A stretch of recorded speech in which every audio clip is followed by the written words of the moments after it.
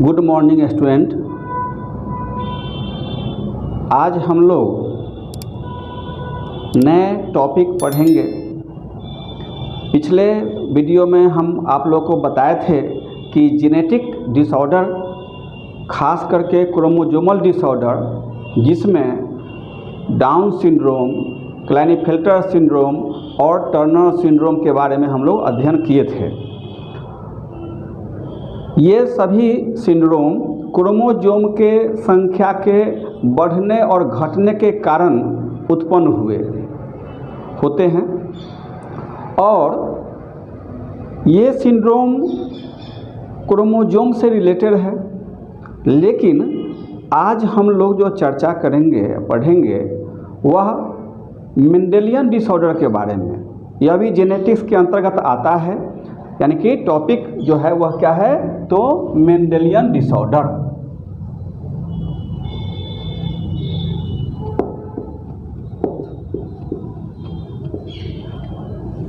Mendelian disorder.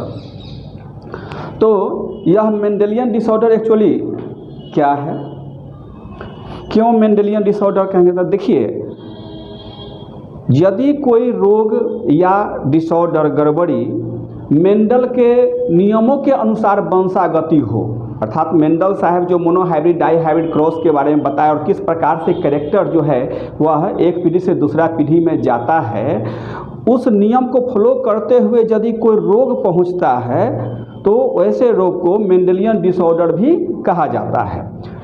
आज हम लोग जो मेंडेलियन डिसऑर्डर के बारे में मुख्य रूप से चर्चा करेंगे वह है हीमोफीलिया। क्या है? Haemophilia.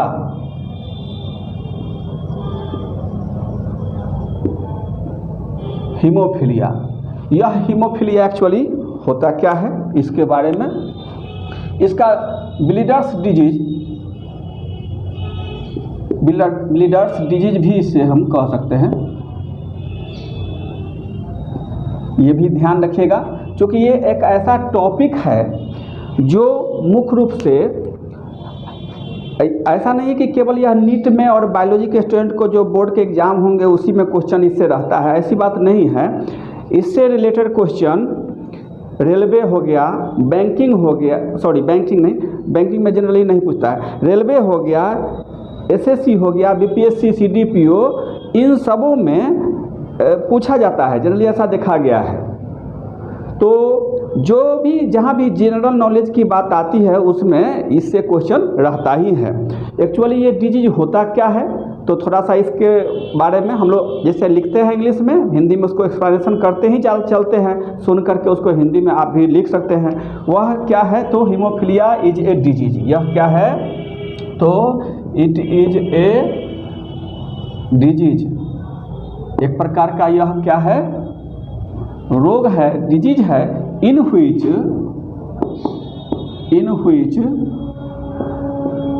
Blood fails to clot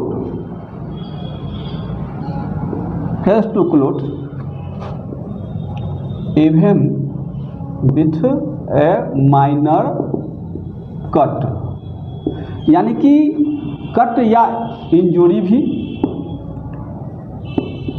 अगर कोई इंजुरी हो जाता है, जैसे मान लीजिए कि कभी ऐसा होता है कि लोग जा रहा है बाइक से या साइकिल से या कोई गाड़ी से अपना जा रहा है, कभी वो एक्सीडेंट हो गया, ऐसा हो नहीं किसी के साथ, लेकिन इन केस किसी होता भी है, और यदि किसी धारदार औजार से कट फट जाता है तो ऐसी स्थिति में ब्लड का बहना रुकता नहीं है, ब्लड कंटिन्यू बहता रहता है इसमें। यानी कि थोड़ा भी क्या होता है कि इस रोग में, इस डिसऑर्डर में क्या होता है, तो यह डिसऑर्डर यानी कि जो गड़बड़ी है, इस गड़बड़ी में ब्लड फेल्स टू क्लॉट, यानी कि वह क्लॉट मतलब होता है थक्का जमना, इसका मतलब होता है ब्लड का क्लॉटिंग, यानी कि ब्लड कोगुलेशन भी इसको कहते हैं, है ना। क्या होता है ये, ब्लड कोगुलेशन, यानी कि रक्त का थक्का जमना।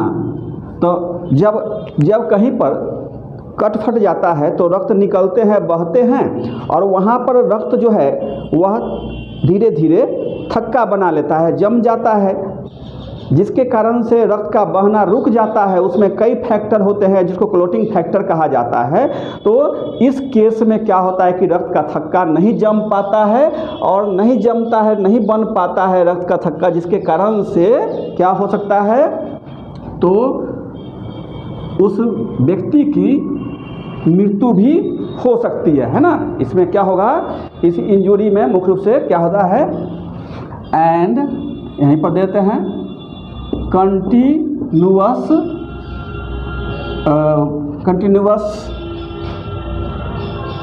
ब्लीडिंग में कॉज डेथ, है ना।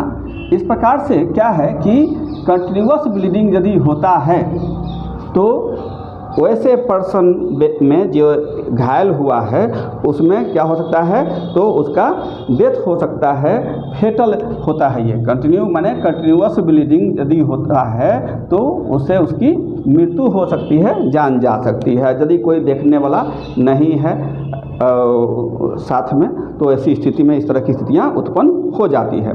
तो मुख्य रूप से यह डिजीज जो है वह जीन से रिलेटेड होता है, ये जानना है। यानी कि एक पीढ़ी से दूसरे पीढ़ी में इस जीन इसका बाहर यानी कि जीन जो है जाता है, और तब ये जो पहले से ग्रसित व्यक्ति है वह आगे जीन को पहुंचाता है, और कैसे होता है, किस में होता है, उसको हम लोग को जानना है। तो ये तो हो गया कि it is a disease in which blood fails to clot even with a minor cut. यदि हल्का फल्का इंजरी, थोड़ा भी इंजरी हो जाता है, माइनर कट यानी कि थोड़ा सा भी कट हो जाता है उसमें, तो ब्लड बहना रुकता नहीं है और ब्लड कंटिन्यू बह जाते हैं, जिसके कारण से उसकी मृत्यु तक हो सकती है। यदि लंबा समय तक ये कंटिन्यू जारी रहा बहने के लिए, अगर ये ब्लड हमेशा कंटिन्यूअस क्या है कि बहता रहे, तो ऐसी स्थिति में ये कंडीशन आ सकती है, माने उसका डेथ तक भी हो सकता है। तो अब इसका कारण क्या है, तो यह एक प्रकार का रिसेसिव जीन के कारण होता है। क्या होता है कि इट इज सेक्स लिंक्ड, माने ये पहला पॉइंट आप ध्यान रखेंगे कि ये डिजीज क्या है। दूसरा क्या है, तो it is sex linked disorder. ठीक है, ये ध्यान रखना है। सेक्स लिंक डिसऑर्डर क्यों कहा गया, इसलिए कहा गया सेक्स लिंक डिसऑर्डर क्योंकि इसका जो जीन होता है वह क्रोमोजोम पर पाया जाता है। सेक्स क्रोमोजोम पर तो पाया ही जाता है। किस क्रोमोजोम पर, तो सेक्स क्रोमोजोम पर पाया जाता है मुख्य रूप से। और यह सेक्स क्रोमोजोम पर जो पाया जाता है वह क्या है कि गैमेट फॉर्मेशन के दौरान एक पीढ़ी से दूसरा पीढ़ी में इसका स्थानांतरण होता है, जिससे उसके संतान में भी ये गुण चले जाते हैं और वो प्रभावित होता है। तो सेक्स क्रोमोजोम पर ये पाया जाता है, खास करके सेक्स क्रोमोजोम में एक्स क्रोमोजोम है ना, इसमें क्या होता है, it is sex linked disorder and the genes, है ना, gene for this disease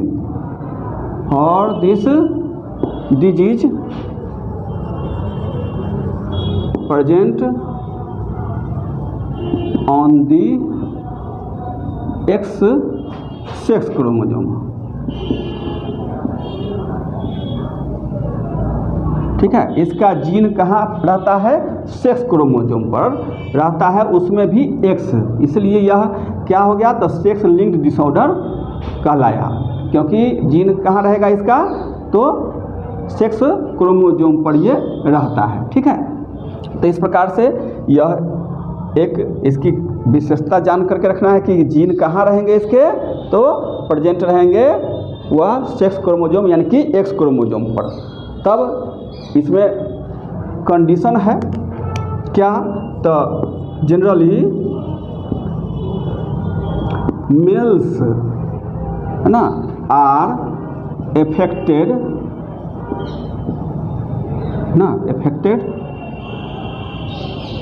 mail क्या होता है, इसमें एफेक्टेड होता है from this disease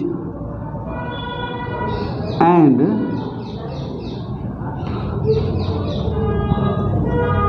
females are generally carrier, क्या होंगे वो होगी कैरियर्स होगी। फीमेल केवल इस रोग के वाहक होते हैं, माने कि ये जो डिजीज होता है उस डिजीज से इफेक्टेड कौन होते हैं, तो मुख्य रूप से मेल में यह रोग होता है, फीमेल में यह रोग नहीं होता है। तो फीमेल क्या होती है, तब फीमेल एक्चुअली वह इस रोग के वाहक होती है, इस रोग के कैरियर होती है, वाहक होती है, माने अपने संतानों में वो कैरी करके भेजती है। यदि कोई फीमेल इफ है ना, इफ द फीमेल, यदि कोई फीमेल इज क्या, तो हीमोफीलियक, यदि कोई फीमेल हीमोफीलियक होंगे, यदि उसमें हीमोफीलिया का यानी कि दोनों जीन मौजूद है, देखेंगे आगे उसको, हीमोफीलियक का यदि होती है तो देन सी डाइज बिफोर बर्थ, है ना। क्या होता है कि वो जन्म से पहले, ऐसा देखा जाता है कि जन्म से पहले उसकी मृत्यु हो जाती है। यदि कोई फीमेल हीमोफीलियक होगी तो ऐसी कंडीशन में उसकी मृत्यु हो जाती है जन्म से पहले, माने कि गर्भावस्था के दौरान एम्ब्रियोनिक स्टेज में ही वो नष्ट हो जाते हैं। इसका कारण क्या है तो आगे हम लोग देखेंगे। चूँकि इसका जीन यदि जोड़ा में रहेगा तो वो फेटल होता है, लीथल होता है, उसके बारे में ये जानना है, ठीक है। इसमें कोई दिक्कत नहीं होना चाहिए। तो ये तो हो गया कि कंडीशन, है ना, कि कब यह होगा, माने पहली बात तो यह ध्यान रखना है कि सेक्स लिंक्ड डिसऑर्डर हुआ। दूसरा है कि इसका जीन कहाँ रहेगा, तो सेक्स क्रोमोसोम जो एक्स है उसी पर रहेंगे, ये भी ध्यान रखना है। इस बीमारी में एक्चुअली इस बीमारी से केवल मेल अफेक्टेड होते हैं, प्रभावित होते हैं, जबकि फीमेल जो होती है वह केवल यह रोग के वाहक होती है, इसमें यानी कि कोई शंका नहीं। और फीमेल यदि कोई हीमोफीलियक होती भी है तो वह प्रायः सर्वाइव नहीं करती है, जिंदा नहीं रहती है, नहीं बचती है। वो गर्भावस्था के दौरान उसकी माने गर्भावस्था में ही, माने को वह फीमेल अगर एम्ब्रियो है गर्भ में पल रहा है तो वो क्या होता है कि जन्म से पहले उसकी मृत्यु हो जाती है, अर्थात गर्भ में ही वो समाप्त हो जाते हैं। ठीक, तो अब हम लोग आगे नेक्स्ट टॉपिक, इसका स्क्रीनशॉट लेना है तो स्क्रीनशॉट ले लीजिए। इससे आगे इसका कंडीशन देखते हैं कि रोग का कैसे एक पीढ़ी से दूसरे पीढ़ी में स्थानांतरण होता है, उसको हम लोग देखेंगे। तो अब इस हीमोफीलिया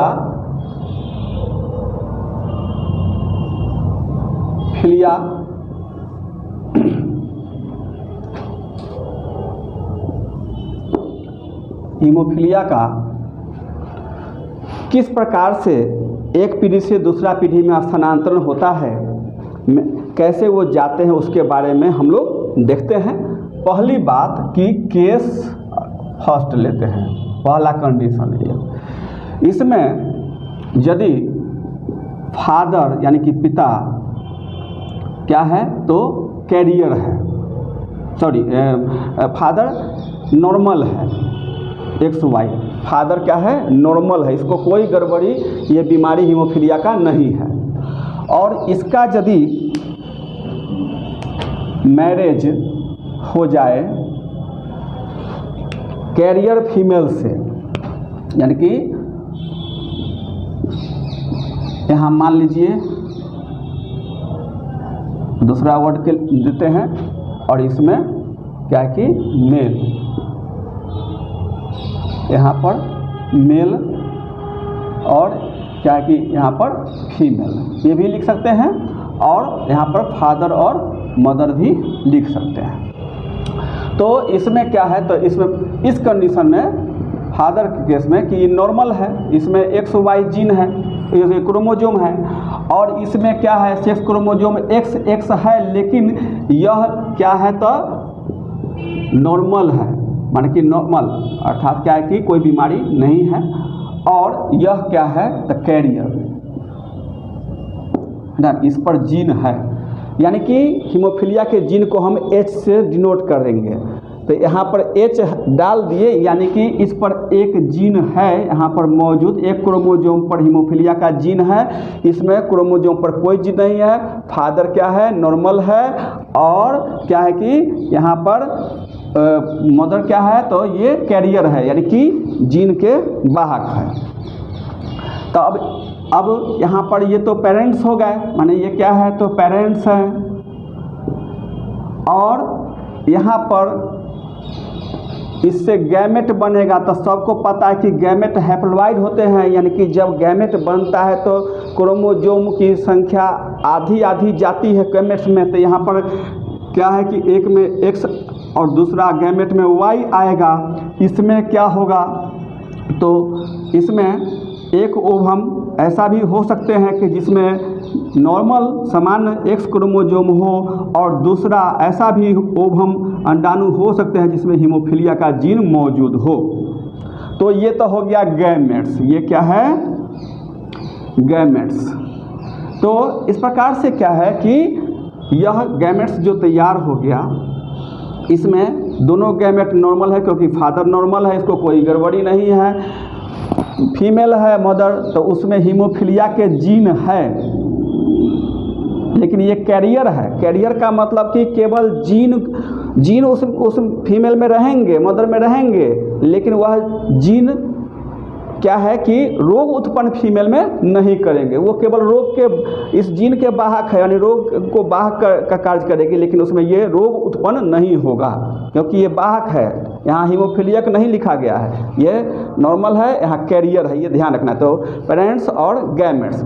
अब ये गैमेट्स का संयोग कि कौन किससे फर्टिलाइज होता है, तो वैसी कंडीशन में क्या होगा कि अगर यह एक्स क्रोमोसोम इस यानी यह यहाँ पर, तो ये क्या हो जाएगा, तो स्पर्म सब हो जाएंगे, ये स्पर्म्स हैं, और ये क्या है, तो ओवा है। अब वैसी कंडीशन में देखिए कि यदि यह स्पर्म इस ओवम के साथ अगर फ्यूज करे तो एक्स, और यदि यही अगर इससे संपर्क करते हैं, अगर इससे संपर्क करते हैं इस एक्स हीमोफीलिया के जीन वाले से, तो ऐसी कंडीशन में एक्स और एक्स एच हो जाएंगे, हीमोफीलिया का जीन इसमें आएगा। और यदि यह वाई क्रोमोसोम इस एक्स से संपर्क में संयोग करते हैं, फर्टिलाइज करते हैं, तो एक्स वाई होगा। और यदि यह इससे संयोग करेंगे वाई, तो इसमें एक्स हीमोफीलिया का जीन रहेगा और वाई। क्लियर है, देख सकते हैं, स्पष्ट है। तो यहाँ पर क्या है कि यह नॉर्मल डॉटर, यहाँ पर जो लड़की जन्म लेगी वो कोई गड़बड़ी नहीं है, नॉर्मल है, इसमें न हीमोफीलिया के जीन कैरियर है, न हीमोफीलियक है, नॉर्मल है। यहाँ पर क्या, तो यह कैरियर, यह वाहक हो जाएगी, कैरियर डॉटर। और यहाँ पर नॉर्मल सन, यहाँ पर सन जो होंगे वो नॉर्मल होंगे, कोई हीमोफीलिया के जीन नहीं है। और यहाँ पर क्या हो जाएगा, तो हीमोफीलियक सन। अब देखिए कंडीशन, पहला कंडीशन, ये तो ऑफस्प्रिंग्स हो जाएंगे, संतान प्रोजीनी। तो इस प्रकार से क्या है कि संतान जो है ऑफस्प्रिंग्स, इसमें देखिए कि फादर नॉर्मल है, माँ जो है वह रोग के माने जो रोग है उसके जीन के वाहक है। माँ रोगी भी नहीं है, कि जीन उसमें है लेकिन उसको रोग है नहीं, कैरियर है केवल। तो इससे जो गैमेट बनते हैं, अगर मान लेते हैं कि यहाँ पर ये नॉर्मल है, ये कैरियर है और इसके गैमेट बने, तो गैमेट में यहाँ पर जो चूँकि हीमोफीलिया का जीन है तो वो एक्स पर आया यहाँ पर, और इस पर आया। और यदि फर्टिलाइजेशन की क्रिया होती है तो कौन सा स्पर्म किस ओवम से संयोग करता है, यह उसी संयोग पर डिपेंड करता है, यानी कि चांस फैक्टर। तो यदि यह इससे संयोग किया तो नॉर्मल डॉटर है, यदि यह इससे संयोग किया तो स्पर्म, तो उसी स्थिति में क्या है कि हीमोफीलिया का जीन यहाँ पर आ गया, इसलिए कैरियर हो गई। और यहाँ पर क्या है कि इस पर कोई हीमोफीलिया के जीन नहीं है, इस पर भी हीमोफीलिया के जीन नहीं है, तो यह नॉर्मल सन है। और यदि इस पर कोई हीमोफीलिया का जीन नहीं है वाई पर, और यहाँ पर है तो ये फिर हीमोफीलियक सन होंगे। एक्स वाई पहले से बता दिए हुए हैं कि मेल में एक्स वाई सेक्स क्रोमोजोम होता है, फीमेल में एक्स एक्स सेक्स क्रोमोजोम होते हैं। तो ये तो पहले बता ही चुके हुए हैं पिछले वीडियो में, तो यहाँ कहने की बात नहीं है। अब यहाँ पर एक बात जो समझना है, जो महत्वपूर्ण है कि आखिर ये हीमोफीलियक क्यों हो जाएगा, मतलब क्या कि यह हीमोफीलियक जो है वह सन क्यों होंगे यहाँ पर, और ये कैरियर क्यों होंगे, इसमें हीमोफीलिया क्यों नहीं। तो देखिए एकदम साफ स्पष्ट है क्या कि जीन जो होते हैं जोड़ा में होते हैं, है ना। इस बात को आपको ध्यान में रखना है कि pair of gene is called allele, is called allele, ये बात ध्यान रखना है, एलील। तो जीन का जोड़ा जो है वह एलील कहलाता है, ये पहले से आपको बताया गया। तो पेयर ऑफ जीन्स, अब इसमें क्या है कि यहाँ पर यह जीन क्या है, इसमें किस प्रकार का जीन है, तो पहले देखिए बताया गया है इसमें कि यह रिसेसिव जीन के कारण होता है। क्या होता है, रिसेसिव जीन के कारण। ये ध्यान रखिएगा। एक चीज़ यह भी जोड़ना है कि sex linked recessive, sex linked जहाँ लिखे हैं वहाँ पर रिसेसिव है ना डिसऑर्डर, ये ध्यान रखना है। रिसेसिव जीन के कारण यह होता है, सेक्स लिंक्ड रिसेसिव डिसऑर्डर, वहाँ पर आप ऐड कर सकते हैं रिसेसिव डिसऑर्डर। तो इस तरह से, तो चूँकि ये रिसेसिव डिसऑर्डर है यानी रिसेसिव जीन के कारण, तो जीन दो तरह के होंगे, एक होंगे डोमिनेंट, डोमिनेंट, और दूसरा क्या होता है तो रिसेसिव।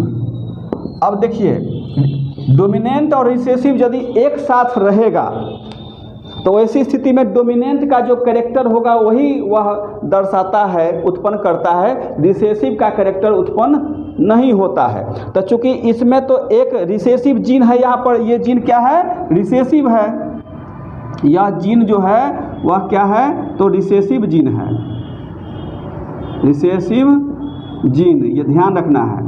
तो रिसेसिव जीन यहाँ पर है, यहाँ पर अब रिसेसिव जीन जो है वह अपना कैरेक्टर तो डोमिनेंट के सामने में शो करेगा नहीं। डोमिनेंट और रिसेसिव यदि एक साथ है, इससे पहले आप लोग पढ़े हैं मेंडल्स वाले में कि कैपिटल टी है और स्मॉल टी है तो ये पौधा टॉल होता है न कि डवार्फ, नाटा। तो ठीक उसी प्रकार से इस पर अभी ये रिसेसिव जीन है और इस पर जो डोमिनेंट जीन रहेंगे इसके कैरेक्टर को वह कंट्रोल कर लेता है, जिसके कारण से फीमेल में जीन रहेंगे वो कैरियर होगी, लेकिन इस रोग के वाहक होगी, लेकिन यह रोग उत्पन्न फीमेल में नहीं होगा। कारण क्या है, तो इस पर जो डोमिनेंट जीन है उसको, इस जीन को वो क्या करते हैं कंट्रोल कर देते हैं, उसको सप्रेस कर देते हैं, इसलिए यानी कि इसके कैरेक्टर को उत्पन्न होने नहीं देते हैं। जैसा कि यहाँ डोमिनेंट और रिसेसिव के केस में मोनोहाइब्रिड क्रॉस में देख चुके हैं। तो एक कंडीशन ये हो गया, तो ये उत्पन्न, ये इसमें रोग उत्पन्न नहीं होगा, इसमें रोग उत्पन्न होगा। क्यों होगा, इसमें न होने का कारण कि इस पर तो डोमिनेंट जीन है जो इसको नियंत्रण कर लेता है, और इस पर क्या है कि दोनों दो तरह के क्रोमोजोम है, यहाँ पर एक्स और वाई है, दोनों दो तरह के क्रोमोजोम है। तो वाई पर वैसा कोई जीन नहीं है और उसके समकक्षी ये नहीं है कि जिसके कारण से क्या है कि यह एक्स पर मौजूद रिसेसिव जीन के कैरेक्टर को यह कंट्रोल करे। तो चूँकि नियंत्रण नहीं रहता है इस पर, इस कारण से यह अकेला जीन हीमोफीलिया का रोग उत्पन्न कर देता है, लेकिन इसमें नहीं करता है क्योंकि इस पर डोमिनेंट कैरेक्टर वाले जीन मौजूद हैं।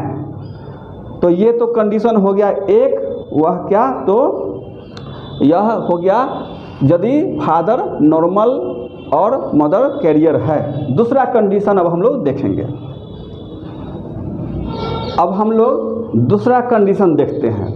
इसमें पहला हम क्या देखे थे तो फादर नॉर्मल और कैरियर थी मदर। अब केस 2 एक और हम एग्जाम्पल लेते हैं। ऐसा होता है प्रायः शादी विवाह में, एक्चुअली इसको कोई नहीं विचार करता, इस पर कोई ध्यान ही नहीं देता है, इसका खमियाजा आगे भुगतना होता है। ये सब बहुत महत्वपूर्ण चीज़ है। जो जेनेटिक काउंसलिंग बिफोर मैरिज, शादी से पहले जेनेटिक काउंसलिंग करा करके जो ऐसा करते हैं वह इस रोग का खमियाजा नहीं भुगतते हैं। तो केस सेकेंड में क्या होता है कि हीमोफीलियक अगर क्या है तो हीमोफीलियक मान लीजिए कि यहाँ पर ये फादर लेते हैं, हीमोफीलियक फादर, और दूसरा क्या तो नॉर्मल क्या है मदर। इस कंडीशन में क्या हो जाएगा, तो इस कंडीशन में हीमोफीलियक है तो एक्स और एच वाई ये तो होगा, हीमोफीलियक है, अभी जस्ट नीचे देखे हैं आप। और क्या है कि नॉर्मल मदर में क्या है तो एक्स और वाई क्रोमोजोम रहे, सॉरी एक्स और एक्स क्रोमोजोम रहेंगे, यहाँ पर सेक्स क्रोमोजोम गैमेट बनेगा। तो इसमें हीमोफीलियक है एक्स एच और यहाँ पर क्या हो जाएगा वाई, इसमें क्या हो जाएगा तो एक्स और एक्स दोनों ओवा में एक ही तरह के अपना गैमेट, ये दोनों एक ही तरह के गैमेट बनाते हैं वो। तो इस कंडीशन में अगर इसको हम कैरियर, ये ध्यान रहे पहले भी लिख दिए हैं, ये पेरेंट्स और ये गैमेट्स हो गया, गैमेट्स हो गया। और क्या है कि यहाँ पर फर्टिलाइजेशन के तहत एक्स एच, इसका क्या हो जाएगा तो एक्स एच कंडीशन देखिए, यहाँ पर एक्स है और दोनों में से क्रॉस कराने पर ये, और ये क्या है तो एक्स वाई और ये क्या है एक्स और क्या कि वाई।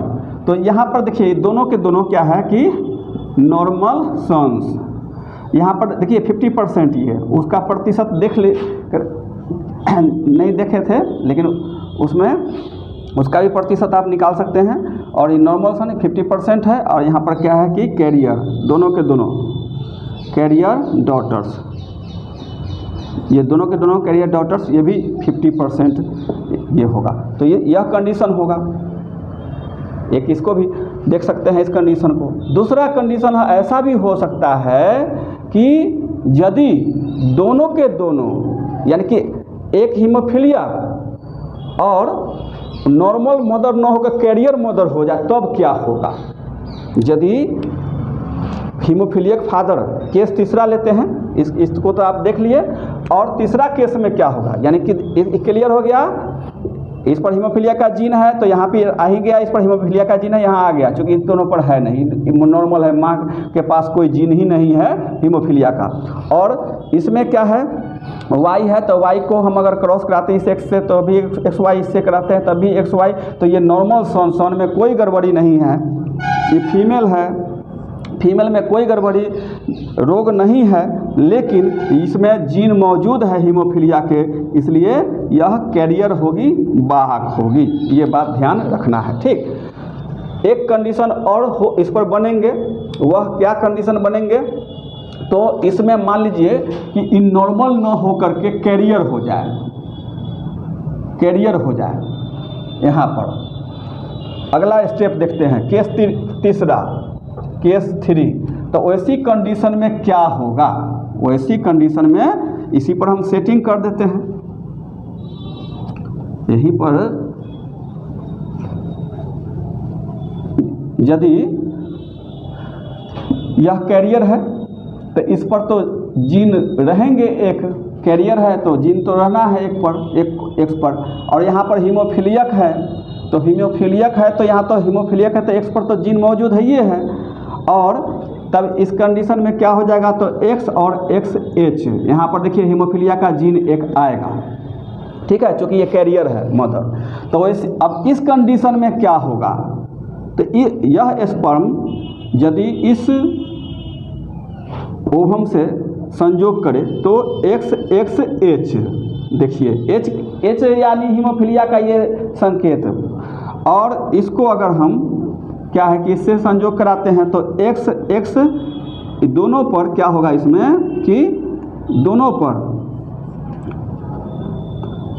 पर एक्स एच और एक्स एच, देखिए इसमें फीमेल में दोनों पर आ गया, ऐसा कंडीशन इससे पहले नहीं देखे हैं। और इस वाई को इससे क्रॉस कराते हैं तो एक्स वाई, और इससे अगर हम क्रॉस इसको कराते हैं तो एक्स एच वाई।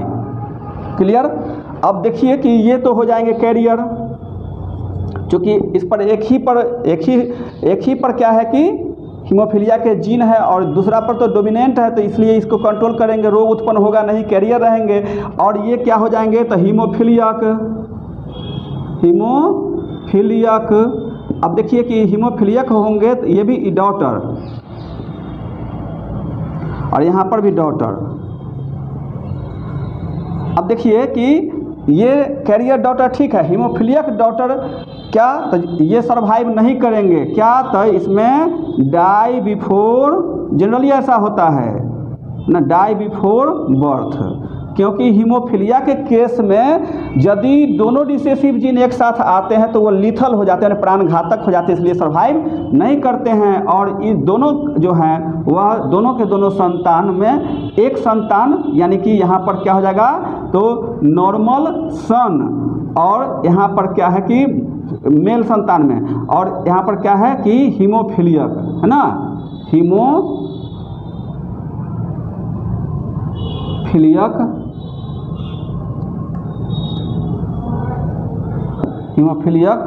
सन। अब देखिए इसमें हीमोफीलिया का रोग होगा, माने कभी कट फट जाएगा तो इसमें ब्लड का बहना रुकेगा नहीं, तो हीमोफीलियक सन इसमें रोग रहेगा। यह नॉर्मल है, इसमें कोई गड़बड़ी ही नहीं है। यह हीमोफीलियक फीमेल होगी तो वह क्या, तो पहले ही, जन्म से पहले ही वो एक्सपायर कर जाती हैं, मर जाती हैं। और यदि एक्स और XH वाले ये हैं तो इस पर एक ही पर जीन है, तो इसको, इस फीमेल को, डॉटर को तो रोग तो होगा नहीं, लेकिन यह रोग के वाहक होगी, क्योंकि इस पर मौजूद जो जीन होगा वह इस जीन को नियंत्रित कर लेता है, यानी कि रिसेसिव है। पहले बता दिए हैं कि यह सेक्स लिंक्ड रिसेसिव कैरेक्टर होता है। तो इस प्रकार से क्या है कि हम इस तरह का क्वेश्चन कंपटीशन में भी देखने को मिलते हैं।